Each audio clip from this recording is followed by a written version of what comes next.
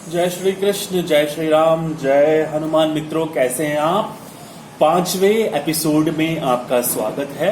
हम श्रीमद् भागवत का जो फर्स्ट चैप्टर है, श्रीमद् भागवत का उद्देश्य और महात्म्य, वह पढ़ रहे हैं।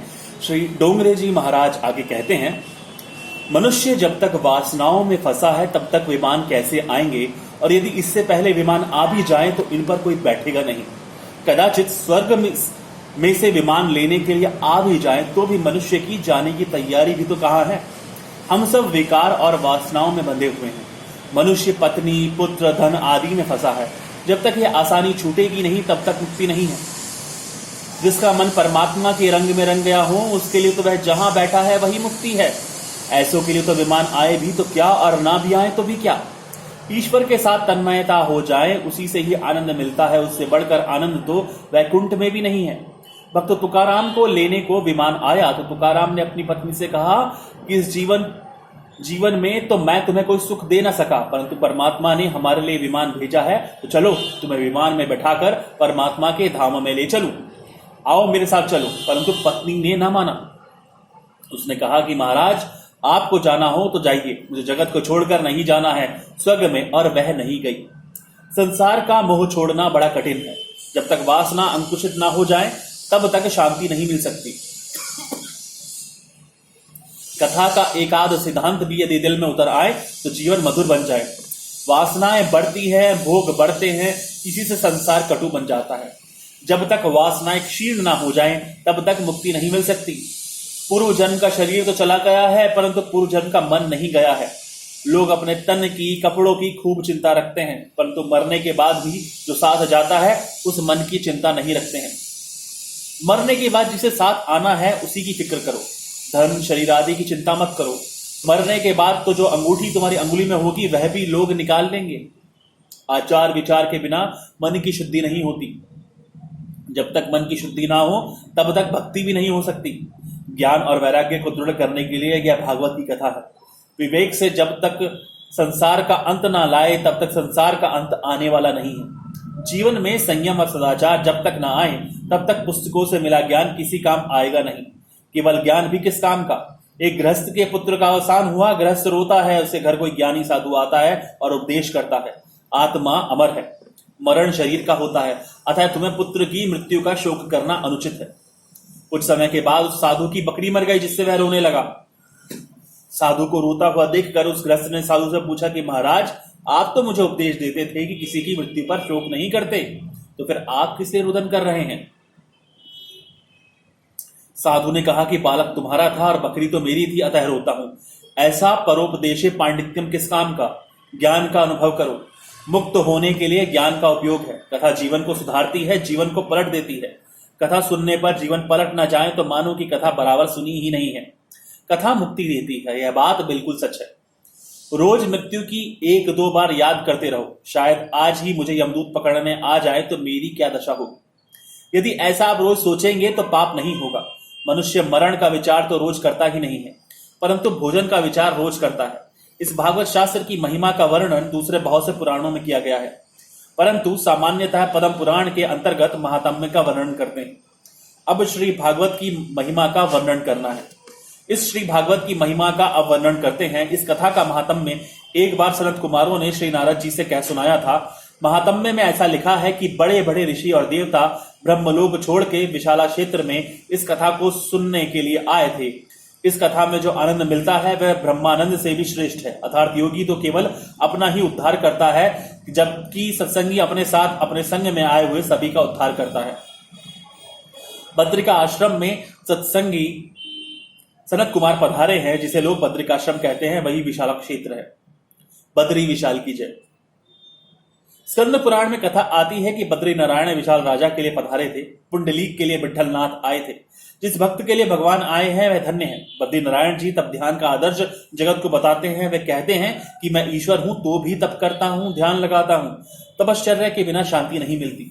जीव कठिन तपश्चर्या नहीं कर सकता है, अतः श्री भगवान आदर्श बताते हैं। बालक जब दवाई नहीं खाता तो माता स्वयं उसे खाकर दिखाती है, जिससे बालक समझे कि दवाई भी एक खाने की वस्तु है। वैसे तो माता को दवाई खाने की कोई जरूरत नहीं है, परंतु बालक को समझाने के लिए वह भी खा लेती है। श्री नारायण के मंदिर में लक्ष्मी जी की मूर्ति मंदिर के बाहर है। स्त्री और बालक का संग तपश्चर्या में विघ्न रूप है। इसमें स्त्री की कुछ निंदा नहीं है, परंतु काम की निंदा है। किसी को पत्नी और बालकों का त्याग नहीं करना है, इसलिए कहना पड़ता है कि पत्नी और बच्चों के साथ रहकर घर में ही भगवान का भजन करो। इसी तरह तपस्विनी स्त्री के लिए भी पुरुष का संग त्याज्य है। विशालपुरी में जहां सनत कुमार विराजते थे, वहां एक दिन नारद जी घूमते हुए आ गए। वहां सनकादिक ऋषियों के साथ नारद जी का मिलन हुआ। नारद जी का मुख उदास देखकर सनकादि ने उनसे उदासीनता का कारण पूछा कि आप चिंता में क्यों हैं। कुतश्चिंतातुरो, आप हरिदास है, श्री कृष्ण का दास, कभी होवे नहीं उदास। वैष्णव तो सदैव प्रसन्न रहता है, जो चिंता ना करे वही तो वैष्णव है। वैष्णव तो प्रभु का चिंतन करता है, फिर भी आप प्रसन्न क्यों नहीं है। नारद जी ने कहा कि मेरा देश दुखी है, सत्य तप दया दान रहे नहीं है।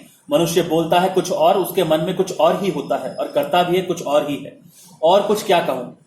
उद्रंभरणो जीव, जीव केवल अपने अपने पेट भरने वाले और समाजी स्वार्थी हो गए हैं। समाज में किसी को भी सुख शांति रही नहीं। मैंने अनेकों स्थानों का परिभ्रमण किया है, फिर भी मुझे शांति नहीं मिली। आज सारा देश दुखी क्यों हो रहा है। नारद जी ने इसके कई कारण बताए हैं। धर्म और ईश्वर में जब तक आस्थावान नहीं बने, तब तक देश सुखी नहीं हो सकता।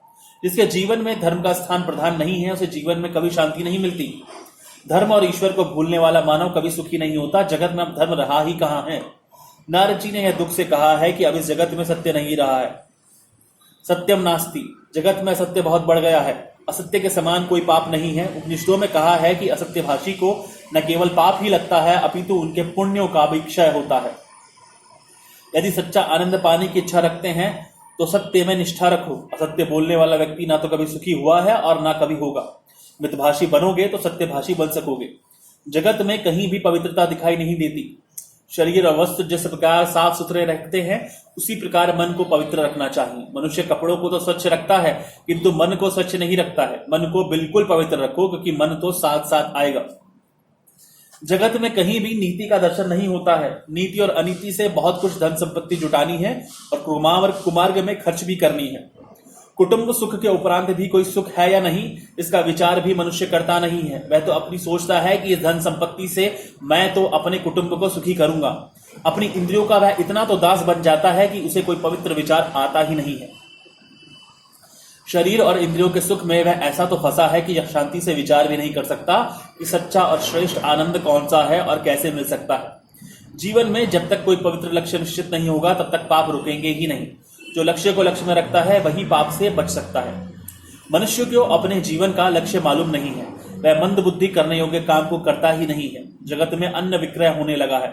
जगत में पाप बहुत बढ़ गया है। इसी से धरती माता ने अन्न को अपने पेट में समेट लिया है।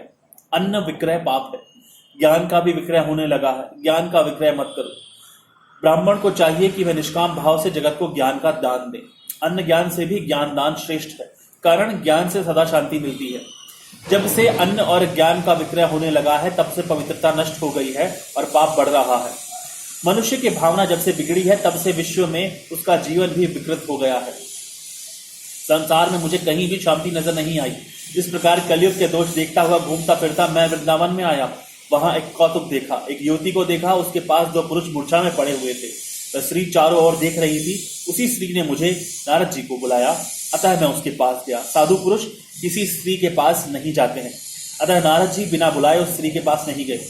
इस युवती ने मुझसे कहा कि ठहरो, क्षणम तिष्ठ। दूसरों के काम सिद्ध करोगे तो तुम साधु बनोगे। सुवर्ण से भी अधिक मूल्यवान समय को माने वह साधु है। जिसे समय की कोई कीमत नहीं है, वह अंतकाल में खूब पछताता है। किसी का एक भी क्षण नहीं बिगाड़ना चाहिए।